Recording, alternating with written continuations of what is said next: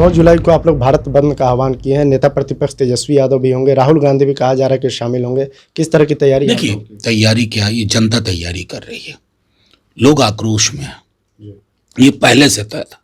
अब इसमें एक वोटबंदी बेदखल करने की ये योजना है चुनाव आयोग की, ये महत्वपूर्ण रूप से महती रूप से शामिल हो गई है। बिहार को तो आप श्रम आपूर्ति का केंद्र मानते हैं कि लेबर ट्रेन पकड़ के आता रहे, पूंजी चमकती रहे गुजरात में।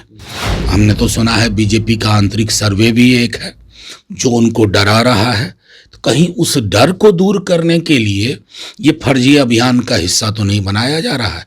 नमस्कार, लाइव सिटीज देख रहे हैं आप, मैं हूं आपके साथ धीरज सिंह। वोटर लिस्ट में पुनरीक्षण के मुद्दे को लेकर अब आरजेडी ने सुप्रीम कोर्ट का दरवाजा खटखटाया है। हमारे साथ है आरजेडी सांसद मनोज झा जी। सर, आपने सुप्रीम कोर्ट में याचिका दाखिल की है जिसमें रोकने की बात कही गई है, कैसे क्या कहेंगे पहले तो? देखिए सर, प्रथम राष्ट्रीय जनता दल ने हर लेवल पर खुद नेता प्रतिपक्ष गए, बिहार में मिले चीफ इलेक्टोरल ऑफिसर से, यहाँ ऑल पार्टी डेलीगेशन में आरजेडी शामिल हुई। हमने एक एक बिंदु रखा, लेकिन ईमानदारी से कह रहा हूँ आपसे कि किसी भी बिंदु पे ना क्लैरिफिकेशन था, ना एक्सप्लेनेशन था, ना जस्टिफिकेशन था। तो इसके मद्देनज़र हमारे पास विकल्प क्या था? जब आप एक अंधे दौर में होते हैं, कुछ सूझ ना रहा हो और संविधान के सबसे मौलिक अधिकार पर हमला हो, तो आप जाते हैं माननीय सर्वोच्च न्यायालय के पास, और माननीय सर्वोच्च न्यायालय रोशनी का प्रतीक हो जाता है, रोशनी दिखाता है। इसमें इतने सारे मुद्दे हैं। चिंता का विषय यह है कि 22 बरस पहले हुआ, सुना था 8-10 महीने में हुआ, आपको 25 दिन में सब चाहिए। 11 दस्तावेज यही चाहिए, इसके अलावा सब अमान्य है। ये तो आर्टिकल 326 और रिप्रेजेंटेशन ऑफ पीपल्स एक्ट का भी वायलेशन। आपने जब पदभार ग्रहण किया, मुख्य चुनाव आयुक्त ने कहा कि मेरे सारे फैसले, हमारे सारे फैसले लोग हर पॉलिटिकल पार्टी से बात की बात होगी। इसमें किससे बात की? या किसी एक पार्टी से बात करके अपने कर्तव्य को आपने सोच लिया कि हमने पूरा कर दिया? बार बार जो एक चीज़ है कि अगर आपकी मंशा है कि लोगों को दाखिल करें, लोगों को जोड़ें, जो पहले आपका टैगलाइन होता था कोई भी मतदाता छूटे ना, अब उसमें एक योग्य शब्द आपने इस्तेमाल किया है।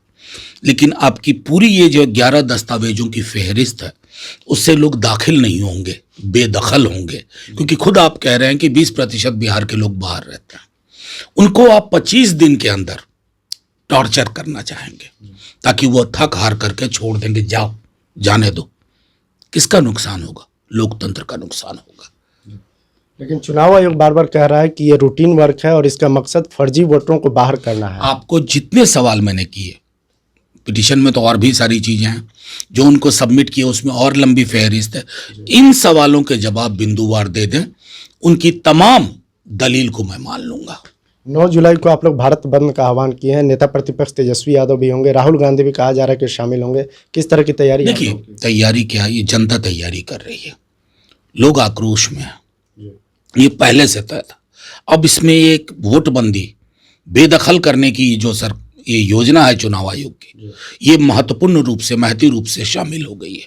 और पूरे भारतवर्ष में, चूंकि बिहार आपके निशाने पे सबसे ज़्यादा डाउटफुल आप बिहार राज्य को ही मानते हैं। वैसे भी आपकी नज़रें इनायत गुजरात पे ज़्यादा रहती हैं साहब, बिहार पे बिल्कुल ही नहीं रहती है। बिहार को तो आप श्रम आपूर्ति का केंद्र मानते हैं कि लेबर ट्रेन पकड़ के आता रहे, पूंजी चमकती रहे गुजरात में।